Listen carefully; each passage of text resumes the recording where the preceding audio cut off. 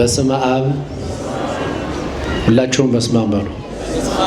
ወወልድ ወመንፈስ ቅዱስ አሐዱ አምላክ አሜን። ክቡር አባታችን መምህራችን መምህር ቀሲስ ሄኖክ ወልደ ማርያም የትህትና አባት የደብራችን አገልጋይ፣ ሁላችሁም በዚህ ግቢ ያላችሁ የሩፋኤል የቅዱስ ሩፋኤል ወዳጆች መንፈሳዊ በሆነ ሰላምታ ሰላም እላችኋለሁ። እንደምን አደራችሁ? እንደምን አረፈዳችሁ? እንደምን አላችሁ?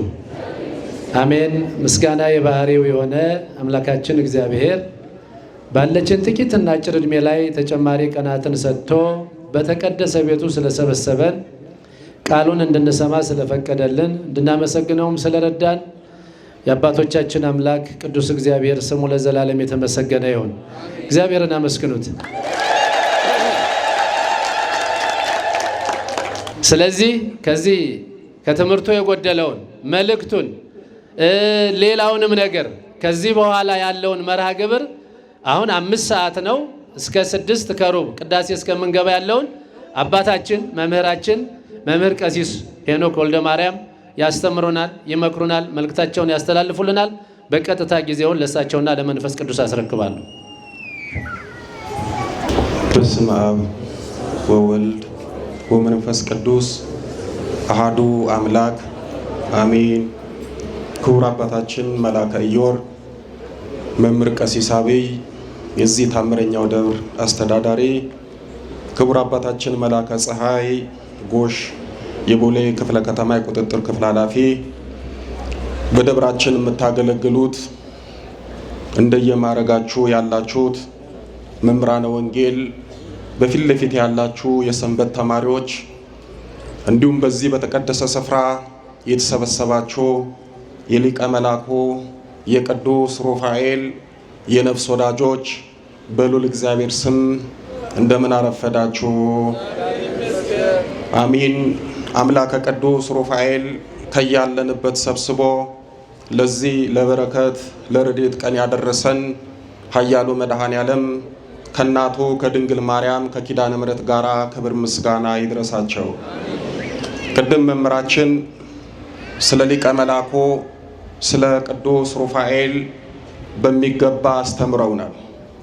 ነገር ግን መቼም ሴቶች ወንዶችም ምን ነካቸው ቀሲስ በጾመ ነቢያት ስለ ስጋ አወሩ አስጎመጁን አጓጉን እንዳትሉኝ አንድ ጥያቄ ልጠይቃችሁ። ቀይ ወጥና አልጫ ሁለቱም ስጋ ናቸው። ስጋ ቀይ ወጥ ሆኖ ስጋ አልጫ ሆኖ አንድ ላይ ሲቀርብ ስሙ ምንድን ነው? ሽልማት አለው። ይህንን የመለሰልኝ ሰው ስሙ ምን ይባላል? ወጥ። የመድኃኔ ዓለም ያለ ስለ ወጥ እኮ ነው የማወራው። ቀይ ወጥ አልጫውስ ሁለቱ አንድ ላይ ምን ይባላል? ስጋ ወጥ። የመድኃኔ ዓለም ያለ ስጋ ወጥ መሆኑ ጠፋኝ። ስም አለው። ስሙ ምን ይባላል? ሚስቶ። ጎበዝ። ለዚህ ቃለ ሕይወት ያሰማልን አልልም፣ ግን ያው ሚስቶ ይባላል። ሚስቶ የሚባል ምግብ የበላችሁ ታውቃላችሁ? ሚስቶ ማለት ሁለቱም ስጋ ወጠው ነው። ስጋ ወጥ በቀይ ወጥ፣ ስጋ ወጥ ባልጫ ወጥ ሚስቶ ይባላል። ስለዚህ የዛሬ ትምህርት ሚስቶ ነው ለማለት ነው። ምክንያቱም መምህራችን ስለ ቅዱስ ሩፋኤል በቀይ ወጥ አድርገው አስተምረውናል። እኔ ደግሞ ባልጫ አስተምራችኋለሁ ማለት ነው። ምክንያቱም ዛሬ የበዓሉ አውድ የሚነግረን የሚያስተምረን ስለ ቅዱስ ሩፋኤል ነው። አንዳንድ ጊዜ ምን ይሆናል መሰላችሁ? ቅዱስ ሩፋኤል በሚከብርበትና በሚነግስበት ቀን ሌላ ትምህርት ይሰጣል። ሰው ስለ ቅዱስ ሩፋኤል ክብሩን፣ ጸጋውን፣ ቃል ኪዳኑን ሳያውቅ ይሄዳል። በዚህም በመላኩ ሳይጠቀም ይቀራል። ቅዱሳን አባቶቻችንና ቅዱሳን መላእክት በሚውሉበት ቀን ስለነሱ መናገርና ማስተማር የበለጠ እንድንጠቀምባቸው ያደርጋል። ስለ ቅዱስ ሩፋኤል በዛሬው ዕለት መነጋገር ግድ ነው። ምክንያቱም በዓሉ ስለሆነ ከዚህ ውጭ ያለ ትምህርት የለም። ስለዚህ ጥቂት ከኔ ጋር ስለ ሊቀ መላኩ ስለ ቅዱስ ሩፋኤል እንማማራለን። በዚህ በመጽሐፈ ጦቢት በምዕራፍ 12 ቁጥር 15 ላይ እንዲህ የሚል ቃል አለ። ቃሉን አብረን እንላለን። ከከበሩ በሉ እስቲ ከከበሩ ከሰባቱ አለቆች አንዱ እኔ ሩፋኤል ነኝ። ከከበሩ ከሰባቱ አለቆች አንዱ አለቃ እኔ ሩፋኤል ነኝ ብሏል። ይሄንን የተናገረው ራሱ ገናናው መልአክ ሊቀ መላኩ ቅዱስ ሩፋኤል ነው። የነገረውም ደግሞ ለጦቢት ነው። ይሄንን ቃል ስንመለከት ቅዱስ ሩፋኤል ከሊቃነ መላእክት የከበረ በእግዚአብሔር ዘንድ ልዩ ክብር እንዳለው ይነግረናል። ሁለተኛ መላእክት በስልጣን ደረጃ ወይም ደግሞ በሊቀ መላእክትነት ደረጃ 7 ናቸው። ከሰባቱ አንዱ እንደሆነ ተናግሯል። ሶስተኛ ከሊቃነ መላእክት ደግሞ ወይም ደግሞ ከመላእክት አለቃ አንዱ እንደሆነ ራሱ ሊቀ መላኩ ቅዱስ ሩፋኤል ተናግሯል። ቅድም መምህራችን ሲናገሩ ሩፋኤል የሚለው የስሙን ትርጓሜ በደንብ ነግረውናል። ሩፋኤል ማለት ደስ የሚያሰኝ ማለት ነው። የከፋው ያዘነ የተከዘ ሰው ካለ ሊቀ መላኩ ቅዱስ ሩፋኤልን ቢማጸነው ሐዘኑን ወደ ደስታ ይቀይርለታል፣ ደስ ያሰኘዋል። በምልጃው በጸሎቱ የጎደለበትን ነገር ሰጥቶት አድርጎለት የነፍስም የስጋም ደስታ እንዲያገኝ ያደርገዋል። ሌላው ቅዱስ ሩፋኤል ማለት ቸር፣ መሐሪ፣ ቅን ማለት ነው። መሐሪ ለሆኑ ሰዎች ምሕረትን ያደርጋል። ቅን ለሆኑ ሰዎች ቅን ነገርን ያደርጋል። ሩፋኤል ማለት የስሙ ትርጓሜ 2 ነው። ሩፋ ማለት ሐኪም፣ ፈዋሽ፣ አዳኝ ማለት ነው። ኤል ማለት እግዚአብሔር ነው። ይሄ ታላቁ መልአክ የእግዚአብሔርን ስም ነው የተሸከመው። መምህራችን እንዳሉት ሁሉም ቅዱሳን መላእክት ኤል ኤል የሚል አለ። በዚህ በኦሪት ዘጸአት ምዕራፍ 23 ቁጥር 20 እስከ 22 ላይ መላኬን በሉ እስኪ በፊት ሰዳለሁ፣ ስሜ በእርሱ ስለሆነ አታስመርሩት። ምኔ በሱ ላይ ስላለ አለ ስሜ። እግዚአብሔር አምላክ ስሙን በቅዱሳን መላእክት ላይ አድርጓል። ወይም ደግሞ ቅዱሳን መላእክት የእግዚአብሔርን ስም ተሸክመዋል። ለዚህ ነው ሩፋኤል ማለት እግዚአብሔር ሐኪም ነው፣ እግዚአብሔር ፈዋሽ ነው፣ እግዚአብሔር አዳኝ ነው ማለት። ይሄ ታላቅ መልአክ እስኪ እንዴት ነው ፈዋሽ አዳኝ የሆነው?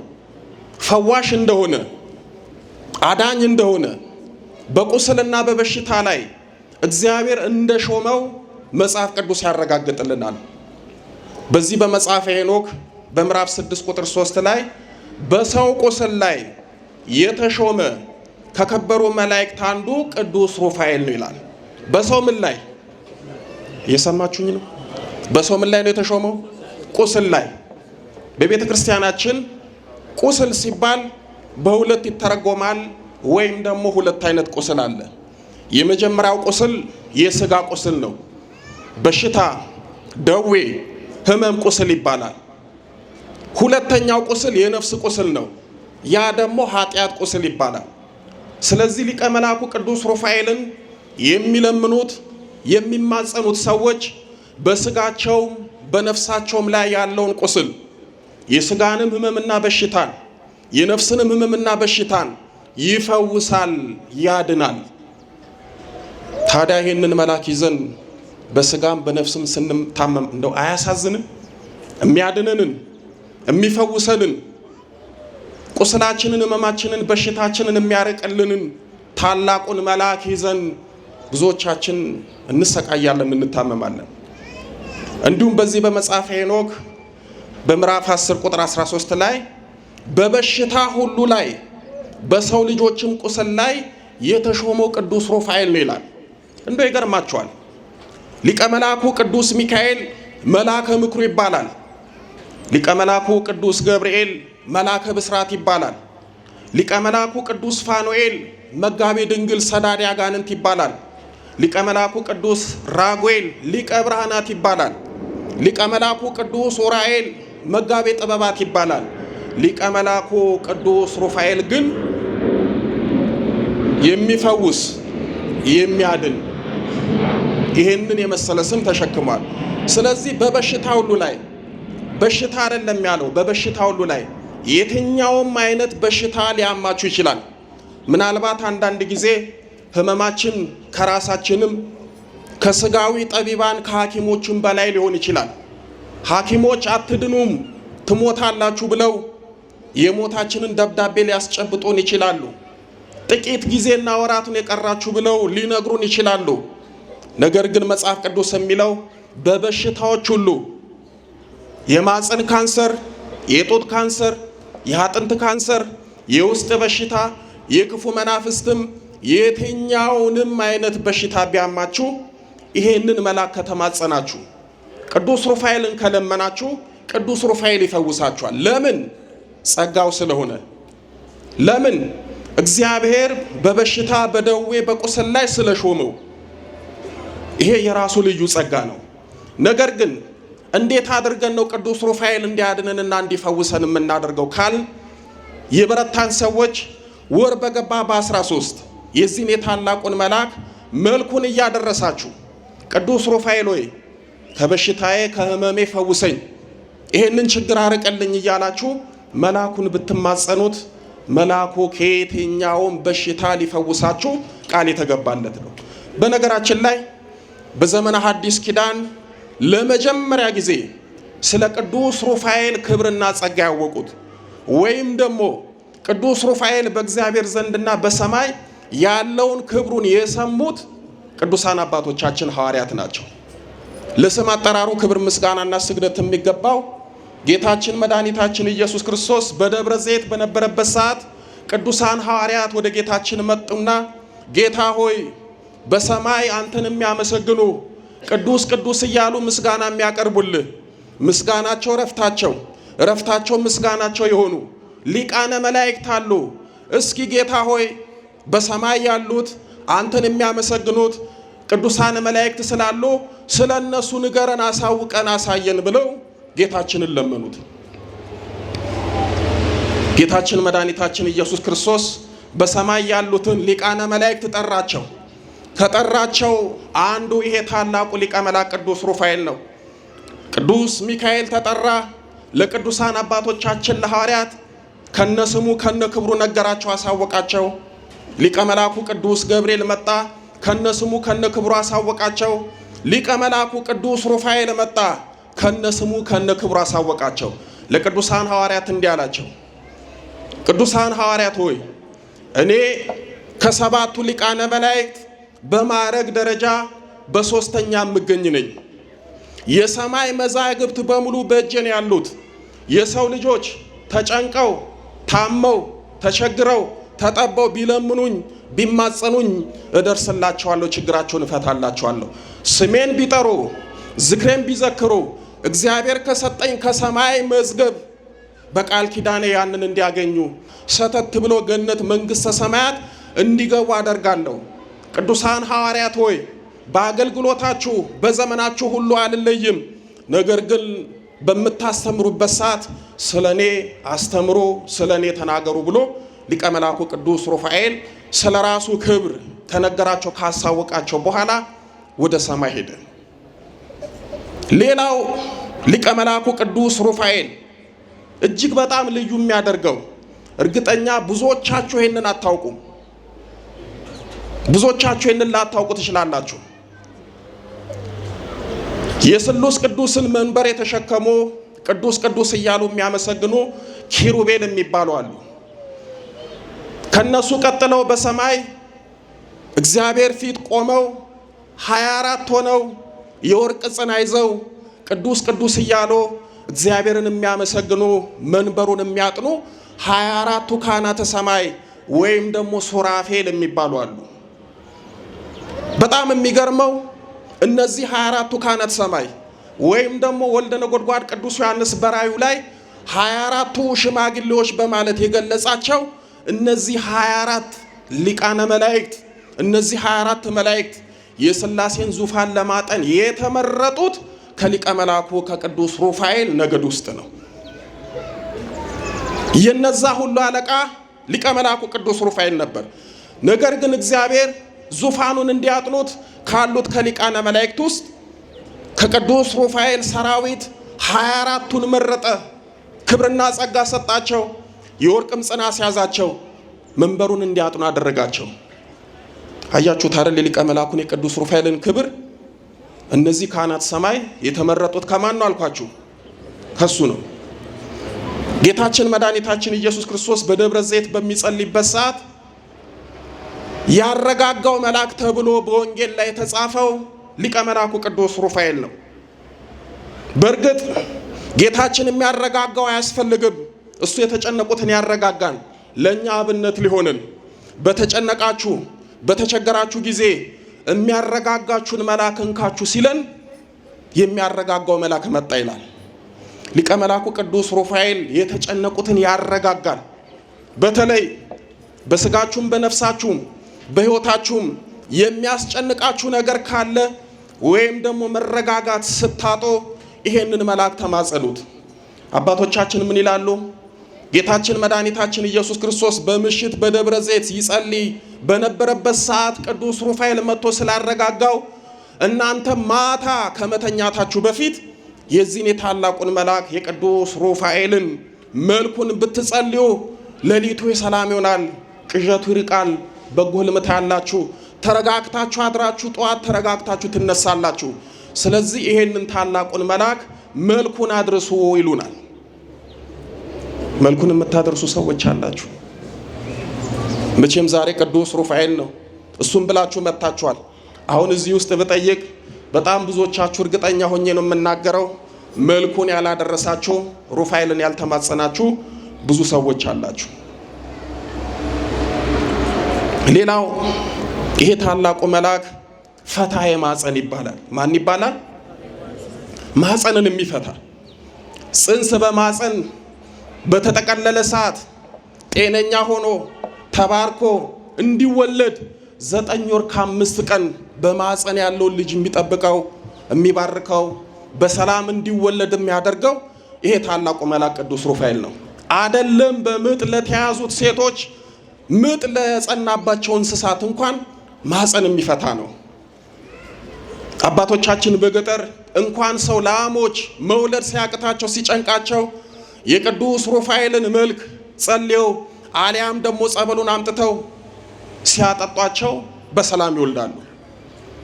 ሴቶች በተለይ ለእናንተ ልጅ ካጣችሁ ፈታዬ ማፀን ስለሆነ ቅዱስ ሩፋኤልን ተማጸኑት። እግዚአብሔር ልጅ ከሰጣችሁ ልጁ በማፀን ሲጸነስ የቅዱስ ሩፋኤልን መልክ እየጸለያችሁ የተባረከ የተቀደሰ ልጅ ስጠኝ በሉት። የተባረከ የተቀደሰ ልጅ ይወለዳል። ዛሬ ልጆቻችን ሲወለዱ ችግር የሚኖርባቸው ተወልደውም በብዙ ችግርና ፈተና የሚያድጉት ለኛም የማይሆኑት ለእግዚአብሔርም የማይታዘዙት በራሳቸው በጥፋት መንገድ የሚሄዱት ስለማይባረኩ ልጆቻችንን የምናስባርከው እኛ ነን። የእግዚአብሔር ስራ መባረክ ነው። የኛ ስራ ደግሞ ማስባረክ ነው። ልጆቻችሁን ጽንሱን ማስባረክ ከፈለጋችሁ ቅዱስ ሩፋኤልን ተማጸኑት። ይሄ እግዚአብሔር የሰጠው አንዱ ልዩና ትልቁ ጸጋው ነው። እንዲሁም መምህራችን ሲያስተምሩ እንደሰማችሁት አስማንዲዮስ የተባለ በዚህ በመጽሐፈ ጦቢት በምዕራፍ 3 ቁጥር 8 እስከ 17 ላይ የተጻፈውን ታሪክ እሳቸው በሚገባ ተርከዋል። 7 ሴት የሞተባት ሳራ ወይም ደግሞ ወለተ ራጉኤል የምትባል ባሎቿን ይሄ ክፉ መንፈስ ሲገልባት በመጨረሻ ከጦቢት ጋር ያጋባት የዳራት እንዲወልዱ እንዲከብዱ ያደረገው ይሄ ታላቁ መልአክ ቅዱስ ሩፋኤል ነው። ቅዱስ ሩፋኤል ማፀን ይፈታል፣ ይድራል፣ ያጋባል።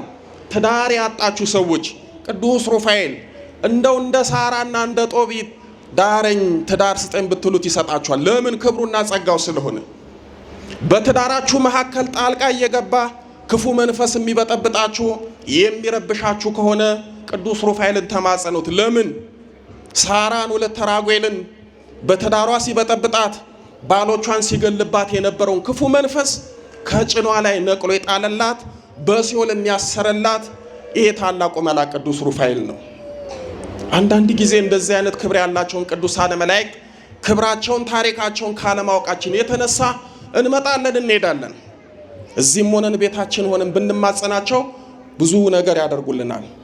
ሌላው በዚህ በመጽሐፈ ሄኖክ በምዕራፍ 3 ቁጥር 5 እስከ 7 ላይ እንደተጻፈው ዳግመኛም እግዚአብሔር ይላል ሩፋኤልን አዛዝኤልን እጅ እግሩን አስረ በጨለማ ውስጥ ጣለው አለ። በምን ውስጥ ጣለው? በጨለማ ውስጥ። አዛዝኤል መሳሪያን፣ ጦርን፣ ሾተልን መስራትን ለቃየል ልጆች ያስተማረ፣ መገዳደልን ያስተማረና ያሳየ፣ ሰው እርስ በርሱ እንዲገዳደል የሚያደርግ ክፉ መንፈስ ነው። እንደገና ሴቶችን በምንዝር ጌጥ የሚፈትናቸው ክፉ መንፈስ ነው። ይሄንን ክፉ መንፈስ ያዝና በጨለማ ሰረው አለው ሊቀ መላኩ ቅዱስ ሩፋኤልን ማሰረው። ዛሬም እንደዚህ የሚፈትንን ነገር ካለ ቅዱስ ሩፋኤል እሰርልኝ፣ ወደ ሲኦል ጣልልኝ ብትሉት ይሄ መልአኩ ይጥልላችኋል። ወደ ማጠቃለያ ስመጣ ዛሬ ታላቁ መልአክ ሊቀ መላኩ ቅዱስ ሩፋኤል የሚከብርበት ምክንያት አንደኛ ቅዳሴ ቤቱ ነው። ምኑን አልኳችሁ? በዓለም ላይ ለመጀመሪያ ጊዜ የሊቀ መላኩ የቅዱስ ሩፋኤል ቤተክርስቲያን ተሰርቶ የተመረቀበት ሊቀ መላኩ ቅዱስ ሩፋኤል ቤቱን ያከበረበት ህዝቡን የሚባረከበት ቀን ነው። ሌላው በዛሬው ዕለት በግብፅ ሀገር በእስክንድሪያ ከተማ በወደቡ ዳርቻ በዚህ በታላቁ በሊቀ መላኩ በቅዱስ ሩፋኤል ስም የተሰራ ቤተክርስቲያን ነበረ። አባ ቴዎፍሎስ የሚባል ሊቀ ጳጳስ ነበረ። ልክ ዛሬ እኔና እናንተ እዚህ እንደተሰበሰብን ታኅሳስ 13 ቀን የሊቀ መላኩን የቅዱስ ሩፋኤልን ክብረ በዓል ለማክበር ንጉሥ፣ መኳንንት፣ መሳፍንት፣ ምዕመናኑ ከሊቅ እስከ ደቂቅ ያሉት ሁሉ ተሰብስበው የቅዱስ ሩፋኤልን በዓል ያከብሩ ነበር። አባቶቻችን ካህናት ቅዳሴ ገብቶ በሚቀድሱበት ሰዓት የበጎ ነገር ጠላት የሆነው ዲያብሎስ ለቅዱስ ሩፋኤል የሚሰጠውን ክብር ምዕመናኑ ለቅዱስ ሩፋኤል ያለውን ፍቅር በማየት ቀናበት። ከዛ አንድ ነገር አሰበ። ያቺ ቤተ ክርስቲያን በባህር ወይም ደግሞ በወደብ ዳርቻ ስለተሰራች አሁን እነሱ አያውቁም። ቤተ ክርስቲያኑ የተሰራው በአሳ ነባሪ ላይ ነው። አሳ ነባሪው ላይ አድሬ ቤተ ክርስቲያኑን ባናውጠው ብበጠብጠው ቤተ ክርስቲያኑ ይፈርሳል፣ ህዝቡም ይሰምጣል። በዚህ የተነሳ የልቤ ደርሳል ብሎ አሰበና ያ ክፉ ዲያብሎስ በዛ አሳ ነባሪ ላይ አደረ። ካህናቱም ምዕመናኑም ያቺ ቤተ ክርስቲያን በባህር ዳርቻ እንደተሰራች እንጂ በአሳ ነባሪ ጀርባ ላይ እንደተሰራች አላወቁም ነበር። ያ ክፉ መናጥ ያደረበት አሳ ነባሪው ተናወጠ፣ ተንቀጠቀጠ። ከዛ ያቺ ቤተ ክርስቲያን አሳ ነባሪው ተሸክሞ ከአሸዋው ዳርቻ አውጥቶ ወደ ባህር ውስጥ ከተታት። የቤተ ክርስቲያኑ ጉበንና መቃን ለሁለት እየተላቀቀ ቤተ ክርስቲያኑ እየተከፈለ መጣ። በዚህን ሰዓት እንደኔና እንደናንተ የተሰበሰቡት ምዕመናን በሙሉ ካህናቱ በሙሉ ጳጳሱም አባ ቴዎፍሎስም ሊቀ መላኩ ቅዱስ ሩፋኤል ሆይ ድረስልን፣ ታደገን፣ ከዚህ ችግር አውጣን ብለው ወደ ቅዱስ ሩፋኤል ለመኑ። ይሄ ታላቁ መልአክ ቅዱስ ሩፋኤል በዛሬው ዕለት ብርሃናዊ ክንፉን እያማታ ከሰማይ ወረደ። ወደ እነሱም መጣ። ማን እንዳደረገው ያውቃል፣ እነሱ ናቸው የማያውቁት። ስለዚህ ቅዱስ ሩፋኤል ወረደና አሳ ነባሪውን በጌታዬ በኢየሱስ ክርስቶስ ስም እንድትጸና አዝሃለሁ ብሎ ብዙ ጊዜ በስዕሉ ላይ እንደምታዩት ከላይ በትረ መስቀል ነው፣ ከታች ጦር ነው። ያንን ለማስታወስ ነው። ያንን አሳ ነባሪ ወጋው ወይም ደግሞ አንድም ገሰጸው። አሳ ነባሪው ጸና። ቅዱስ ሩፋኤል በዛ በትረ መስቀል በታምራት ያችን ቤተ ክርስቲያን ከውሃ ዳርቻ ወይም ከውስጥ ስቦ አመጣት። የነገርኳችሁ መቃኑ ጉበኑ በሙሉ የተላቀቀው በታምራት ተጣበቀ። ሕዝቡም ጳጳሱም ምእመናኑም ቅዱስ ሩፋኤል ያደረገላቸውን ታምራዩ። በዚህ ምክንያትም ሊቀ መላኩ ቅዱስ ሩፋኤልን አመሰገኑት፣ አከበሩት። በዚህ የተነሳ ይሄ ታምራት በዓለም ሁሉ ላይ ተነገረ። የዚህ ገናናው መልአክ የሊቀ መላኩ የቅዱስ ሩፋኤልም ስም ከፍ ከፍ አለ። ብዙዎች ወደዛች ቤተክርስቲያን እየመጡ ያችን ቤተክርስቲያንና ሕዝቡን ከዛ ከመስጠም ያዳነ ከዲያብሎስ ያዳነ እያሉ በዛች ቤተክርስቲያን ሊቀ መላኩ ቅዱስ ሩፋኤልን ይማጸኑታል። ቅዱስ ሩፋኤልም በዛች ቤተክርስቲያን የታመሙትን ይፈውሳል፣ የተጨነቁትንም ያረጋጋል። መጥተው የለመኑት በሙሉ የልቦናቸው መሻት እየተፈጸመላቸው የጎደለው ሁሉ እየሞላላቸው ይህንን ታላቁን መልአክ ቅዱስ ሩፋኤልን እያመሰገኑት ይሄዱ ነበረ። ዛሬም የፈተና ማዕበል ይመጣብናል፣ ያናውጠናል፣ ሕይወታችንን ሊያመሰቃቅልም ይደርሳል። እንዲህ በሆነ ሰዓት ቅዱስ ሩፋኤልን እንጥራው፣ መልአኩን እንማጸነው። ይሄ ከሰባቱ ሊቃነ መላእክት አንዱ የሆነው ቅዱስ ሩፋኤል ያረጋጋናል፣ የምንፈልገውንም ነገር ያደርግልናል። ግን ቅዱስ ሩፋኤል ስትጠሩት እንዲመጣ ከፈለጋችሁ ወር በገባ በ13 ተማጸኑት፣ ዕለት ዕለትም ለምኑት። ቢቻላችሁ ድርሳኑን፣ ካልተቻለ ደግሞ አጭር መልክ አለው። ስለ እውነት 10 ደቂቃ አይፈጅም። መልኩን ጸልያችሁ መልአኩን ብትማጸኑት ሊቀ መላኩ ቅዱስ ሩፋኤል ይደርስላችኋል። ስለዚህ በዛሬው ዕለት ይሄ ታላቁ መልአክ ቅዱስ ሩፋኤል ቅዳሴ ቤቱና በእስክንድሪያ በባህር ዳርቻ በተሰራችው ቤተ ክርስቲያን ሕዝቡን የታደገበት ያዳነበት ቀን ነውና ይሄ ገናናው መልአክ እኛንም ይታደገን፣ እኛንም ያድነን። መልአከ ፈውስ፣ መልአከ ጤና፣ ፈታይ ማጸን ነውና ችግራችንን ሁሉ ይፍታልን። ከስጋም ከነፍስም ቁስል በተሰጠው ቃል ኪዳን ሁላችንንም ይፈውሰን። ልዑል እግዚአብሔር አምላካችን ስለ ሊቀ መላኩ ስለ ቅዱስ ሩፋኤል ብሎ ሁላችንንም ይቅር ይበለን። ከከበሩ ከሰባቱ አለቆች አንዱ አለቃ እኔ ሩፋኤል ነኝ። መጽሐፈ ጦቢት ምዕራፍ 12 ቁጥር 15። ይቆየን። ወስብሐት ለእግዚአብሔር። ያስተማሩንን አባታችንን ክቡር ቀሲስ መምህር ሄኖክ ወልደ ማርያምን አምላካችን እግዚአብሔር ቃለ ሕይወት ያሰማልን፣ ቃለ ሕይወት ያሰማልን፣ ርስት መንግስተ ሰማያትን ያውርስልን፣ በእድሜ በጤና ይጠብቅልን፣ በረከተ አበው መምህራንን ያድልልን። እስቲ እልል ብላችሁ እግዚአብሔርን አመስግኑ። ስጦታችሁን አምላካችን እግዚአብሔር ይቀበልልን፣ ጭንቀታችሁን ሁሉ እግዚአብሔር ያስወግድልን። የለመናችሁትን ልመና እግዚአብሔር አምላካችን ሁላችሁንም ይስማችሁ። የሁላችንም ጸሎት፣ የሁላችንንም ቅዳሴ፣ የሁላችንንም አገልግሎት እግዚአብሔር ተቀብሎ ሀገራችንን ሰላም ያድርግልን፣ ኢትዮጵያን ሰላም ያድርግልን። አባታችን ሆይ ብለን እንለምነው። ሰማያት የምትኖር ስምህ ይቀደስ፣ መንግስትህ ትምጣ፣ ፈቃድህ በሰማይ እንደሆነች እንዲሁም በምድር ትሁን። በደላችንንም ይቅር በለን እኛም የበደሉን ይቅር እንደምንል። አቤቱ ወደ ፈተናም አታግባን ከክፉ ሁሉ አድነን እንጂ መንግስት ያንተ ናትና፣ ኃይል፣ ክብር፣ ምስጋና ለዘላለሙ አሜን። እመቤታችን ቅድስት ድንግል ማርያም ሆይ በመልአኩ በቅዱስ ገብርኤል ሰላምታ ሰላም እንልሻለን። በሐሳብሽ ድንግል ነሽ፣ በሥጋሽም ድንግል ነሽ። አሸናፊ እግዚአብሔር እናት ሆይ ሰላምታ ለአንቺ ይገባሻል። ከሴቶች ሁሉ ተለይተሽ አንቺ የተባረክሽ ነሽ፣ የማኅፀንሽን ፍሬ የተባረከ ነው።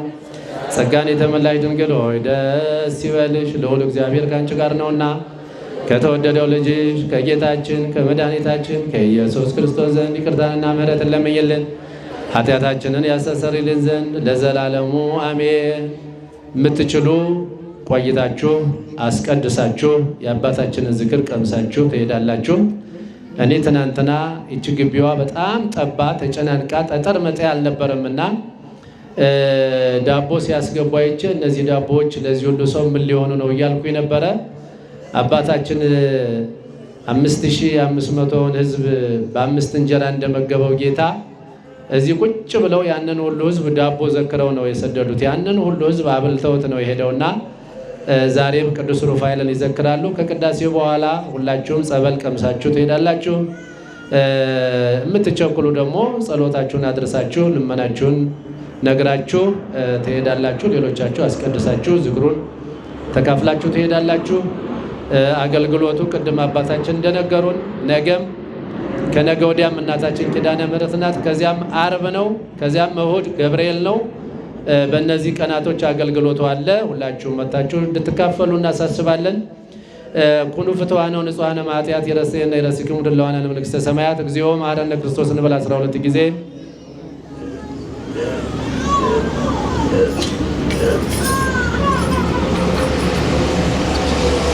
በእንተ እግዝእትነ ማርያም መሐረነ ክርስቶስ ከማሁ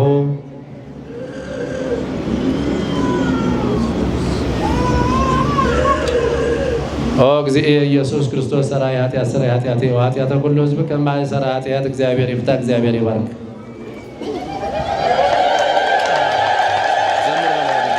እልል ብላችሁ እግዚአብሔርን አመስግኑ። የቃል ኪዳኑ ታቦት ወደ መንበረ ክብሩ እየገባ ስለሆነ እልል ብላችሁ እግዚአብሔርን አመስግኑ። በዝማሬ አብረን እንቆያለን።